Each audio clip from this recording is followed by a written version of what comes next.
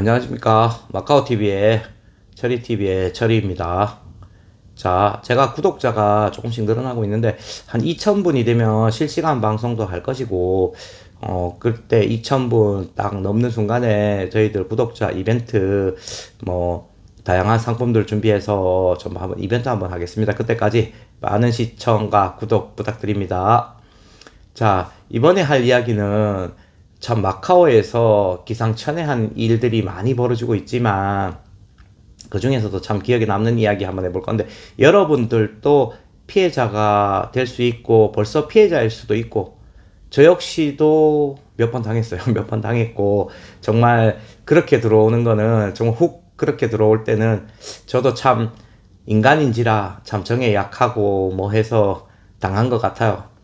자, 어떤 일이 있었냐면은 2016년도 저희 이제 게스트하우스에 젊은 애들 두 명이 좀 오랫동안 있을 것이라고 이제 와서, 자, 그때부터 한 두 달가량 저희 민박집에 있었는데, 얘네들은 올 때 저희들은 VIP에서 게임은 안 하지만 매일같이 시스템을 하는데, 매일같이 수익 나는 거는 사장님한테 매일같이 한전을 하겠다. 그래서 달러도 마카오가 항상 부족하니까 매일같이 달러를 한전해 준다라고 하니까 그것도 뭐 나쁜 건 아니다 생각 들어서, 그렇게 이제 뭐 별 생각 없이 이 친구들 둘이 한 방을 주면서 그렇게 이제 장기간 투숙을 하게 됐죠, 우리 집에. 그래, 저는 뭐 평일날 같으면 얘네들이 하루에 뭐 4천에서 6천 불 가량, 둘이면은 이제 뭐 8천에서 12,000불 정도 되겠죠. 그렇게 한전을 해요. 그리고 주말, 금토일 주말 같은 경우는 조금 늘어나서 뭐 한 7, 8천에서 1인당 12,000원, 많을 때는 15,000불까지. 그럼 둘이 합치면 한 2만 5천에서 3만 가량을 거의 뭐 매일같이. 그래갖고 계속 따더라고. 와, 너는 시스템은 정말 대단하구나. 저는 그렇게 이제 생각을 했죠. 근데 저희는 그때 여직원들이 몇 명 있었어요. 한 서너 명이 있어가지고, 한날 이제 여직원이 걔네들이 있었는지 근 한 달 보름쯤 됐을 거예요. 사장님, 제가 좀 몇 번을 지켜봤는데, 저분들 저희 왜 여직원도 젊은 애들 우리 민박에 묵고 있다라는 걸 아니까, 점심에 밥 먹거나 저녁에 밥 먹을 때 한 번씩 마주치니까. 그래서, 저 손님들 이상하다. 그 손님들한테 좀 앵벌이를 하는 것 같다라고 이야기를 해요. 그래갖고, 정말 그러냐. 그래갖고 저도 그 소리를 듣고 조금 어안이 벙벙하긴 했죠. 그래서 이제 얘네들 이제 그 다음 뭐 한잔할 때 물어봤어요. 너들 여기서 도대체 하는 일이 뭐냐라고. 젊은 사장님이 다 알고 있으니까 있는 그대로 한번 얘기해봐라. 너들 뭐 앵벌이 한다는 것 같은데 도대체 뭐냐라고 이렇게 물어보니까, 이제 그때서야 얘네들이 얘기를 하더라고. 사실 이렇게 해서 한다라고 이야기를 해요. 그 내용을 제가 들어보니까 정말 기상천외하고 참 웃지 못할 이야기인데, 뭔데? 라고 하니까 정말 이제 얘네들은 나이가 어리니까, 전부 다 보면은 마카오에 오신 분들이 보면은 나이들이 많고, 정말 얘들을 봤을 때는 아들뻘이고 자식뻘이죠. 그렇게 되니까 얘네들이 뒤에서 구경을 하다가 한국 사람이 배팅을 하고 두 번, 세 번 연속 먹을 때 뒤에서 말을 꺼낸다고 합니다. 무슨 말?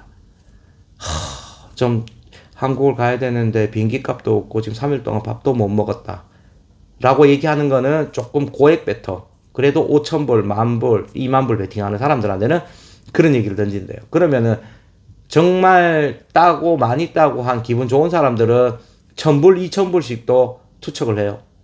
뭐 300밥 먹으라고 100불, 200불, 300불 주는 사람도 있지만은, 이 비행기 값을 주는 사람도 일주일에 한두 명은 나온다라고 하더라고.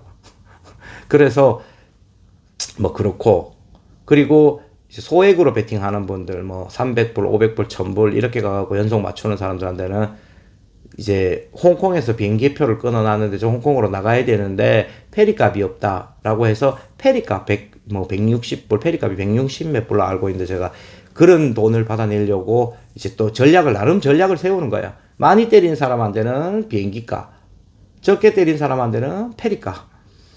이렇게 해서 둘이서 한쪽은 타이파 쪽, 한쪽은 반도 쪽을 돌아다니면서 그렇게 한 달 보름가량 저희 집에서 숙식을 하면서 저희를 깜짝같이 속이고.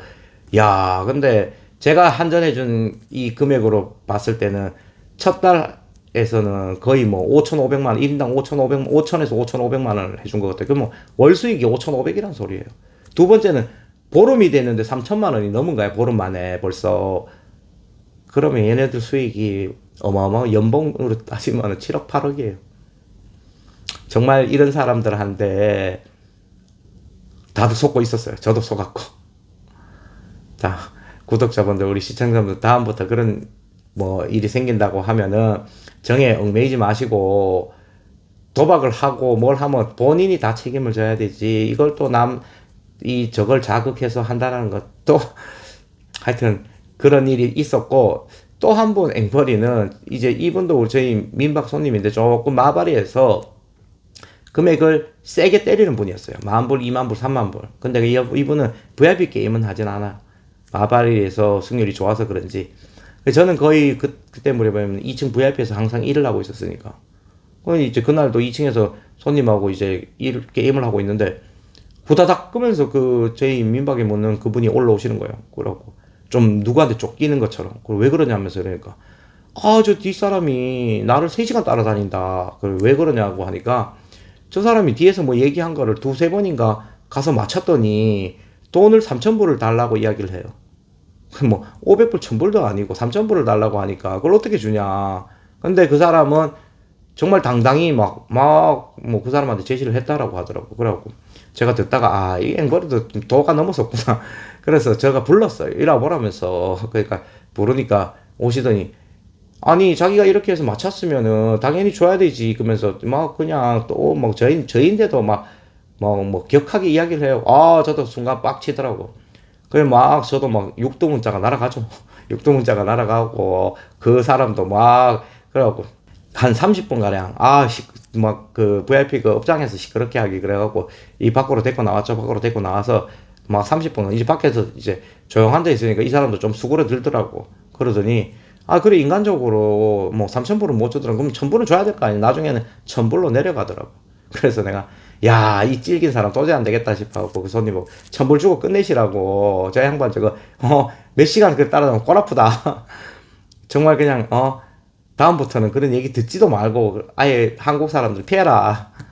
그렇게 해서 찔긴 또 앵벌이도 있고. 자, 또 하나의 이야기는 제 지인 이야기고, 저 정말 아끼는 동생 이야기인데, 이 동생이 베네시안에서 정말 게임을 하다가 이제 시드가 한 60만 불이었는데 30만 불을 잃고 30만 불이 남았대요. 도저히 안 되고 승부가 안 날 것 같아갖고, 저기 보니까 사람들이 막 두 겹, 세 겹 모여 있는 거 보면 줄이 내려오거나 그림이죠. 그림이 좋은 곳이죠. 그래서 자기도 안 되겠다 싶어갖고 이 동생이 그 두 겹, 세 겹 쌓인 그 자리에 파고 들어가고 보니까 뱅커가 13개가 내려와 있대요. 그래 이제 그 한 판이 지나가면 보통 10분씩 걸려요. 왜? 너무 많은 사람들이 뱃을 쫙쫙쫙쫙 그냥 뱅커 위에 더 이상 놓을 데가 없을 정도로 뱃을 해놨기 때문에. 그래서 이 동생도 삐집고 들어가서 여기서 승부를 봐야 되겠다 싶어갖고 10만짜리 칩 들고 있는 3개를 뱅커에 올려놨어요. 삐집고 들어가서. 근데 이 동생도 그걸 앞에서 보기에는 좀 마지막 빼시고 정말 좀 그렇죠.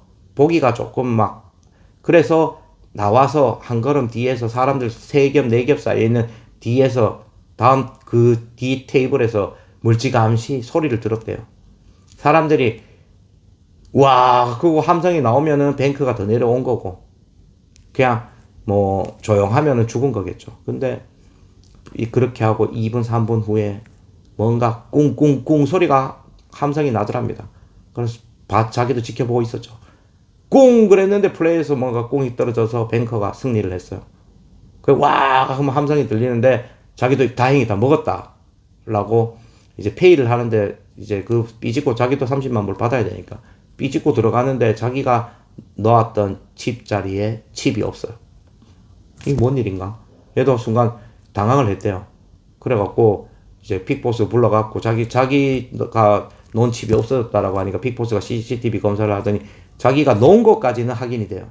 근데 다른 손이 그 30만원이 게임이 진행하기도 전에 들고 사라진 거예요. 이 중국 점조직입니다. 점조직. 중국 점조직이 그런 곳에서, 정신없는 곳에서 고액 배터들이 빼서 10만, 20만, 30만 넣으면 그거를 들었다가 자기 팀한테 넘기고, 그 중국에는 주아이든 흥칭이든 가까운 곳으로 빠져나가는 거예요. 이 CCTV를 얘가 픽보선데 얘기하고 CCTV를 확인하고 누군지 신원 특정을 할 때까지 총 시간이 2시간 반, 3시간이 걸렸대요.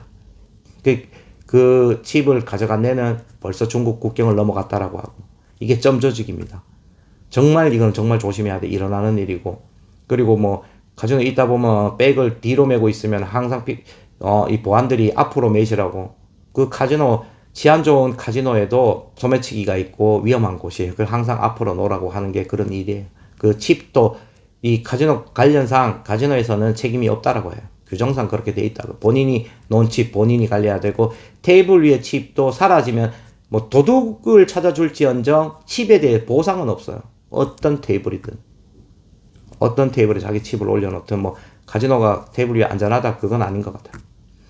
아무튼 저희 뭐 구독자분들, 시청자분들 앵벌이들한테 당하지 마시고, 테이블의 칩도 본인이 관리해야 되고, 뭐 저희 시청자분들은 당하지 마시기를 하고 이 영상 한번 올려드렸고, 다음 영상에는 그때 뭐 홍콩 천 회장님 백 주신 그분 있죠. 그분이 저하고 만난 거 그 앞부분의 이야기를 한번 제가 해드릴 건데, 뭐 다음 편에 그분 이야기로 찾아뵙겠습니다.